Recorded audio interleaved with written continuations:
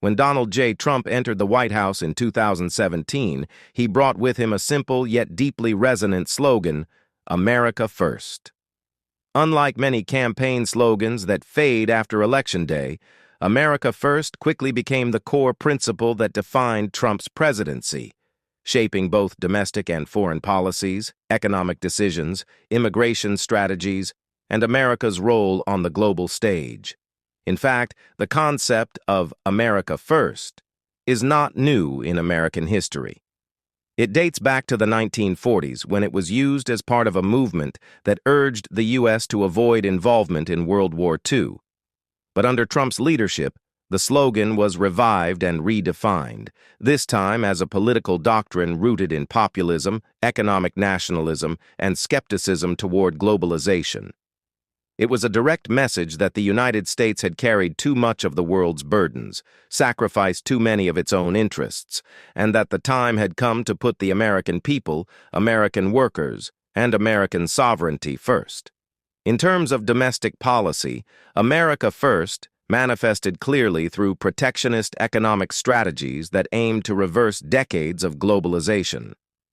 One of the most prominent initiatives was the Buy American, Hire American campaign, which called for increased domestic production and reshoring of American jobs. Trump imposed tariffs on imports from China, Mexico, the European Union, and others to protect U.S. industries like steel and aluminum. He also signed the 2017 Tax Cuts and Jobs Act, which drastically reduced corporate tax rates to attract investment and stimulate growth. Before the COVID-19 pandemic, the U.S. economy saw historically low unemployment rates, a booming stock market, and rising consumer confidence, results that Trump often credited to the success of his America First vision. But the policy extended far beyond economics. It was equally forceful in shaping immigration.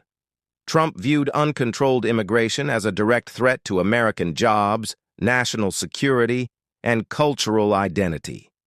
He initiated strict measures, including building a border wall with Mexico, limiting visas for foreign workers, tightening asylum laws, and adopting a zero-tolerance policy that led to family separations at the border.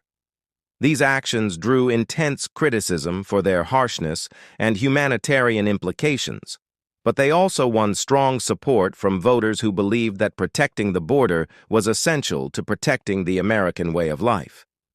On the international stage, America First represented a radical departure from the post-World War II order in which the U.S. had long served as the global leader.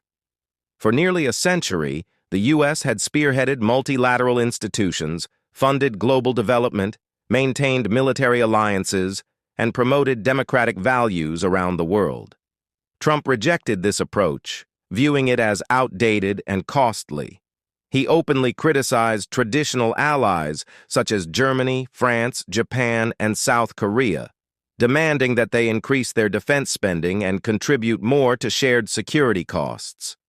He withdrew the U.S. from major international agreements, including the Paris Climate Accord, the World Health Organization, WHO, the Trans-Pacific Partnership, TPP, and even threatened to pull out of NATO. Instead of multilateralism, Trump preferred bilateral, transactional deals that he believed served American interests more clearly.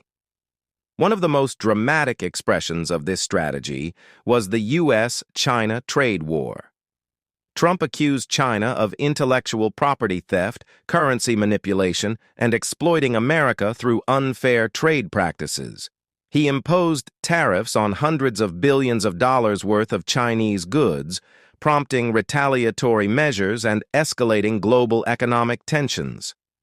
While the stated aim was to rebalance trade and protect American industries, the broader goal was to curb China's rise as a global power and reassert U.S. dominance. Yet, America First was more than a collection of policies. It was a worldview, a response to a nation increasingly divided and uncertain of its future. It reflected a growing sense of disillusionment among many Americans, particularly working-class voters in rural and industrial areas who felt left behind by globalization, automation, and political elites. To them, Trump was not just a president, he was a disruptor, a fighter, someone who dared to challenge the status quo and restore their voice in the political arena. Still, the long-term consequences of America First remain hotly debated. The retreat from global leadership created power vacuums that competitors like China and Russia have sought to fill. America's withdrawal from international commitments strained relations with allies and raised concerns about the reliability of U.S. leadership. Domestically, the policy deepened social and political divisions, fueling debates about national identity, immigration, and the very definition of what it means to be American. While some industries benefited from protectionist measures, others, particularly in agriculture and manufacturing, suffered from retaliatory tariffs and disrupted supply chains.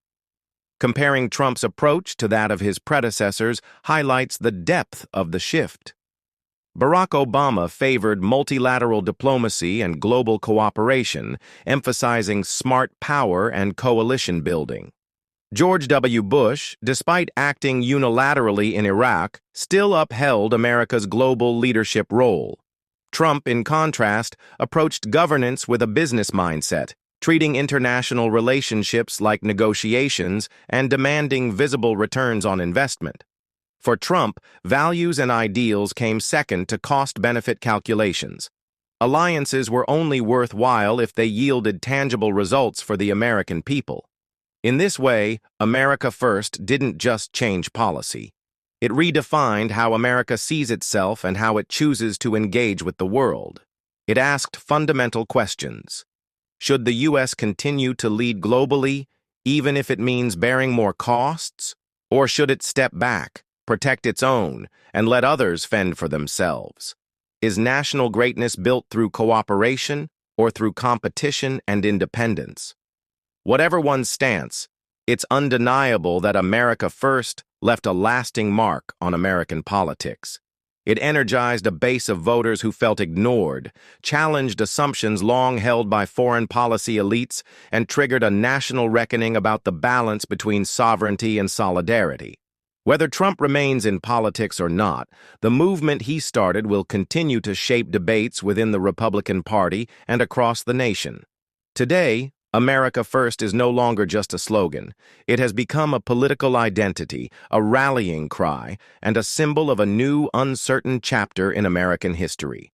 It represents both the aspirations of those who yearn for a stronger, more self-reliant nation, and the concerns of those who fear a retreat from global responsibility. In many ways, the legacy of America First is still unfolding, and the questions it raises will remain central to the American story for years to come.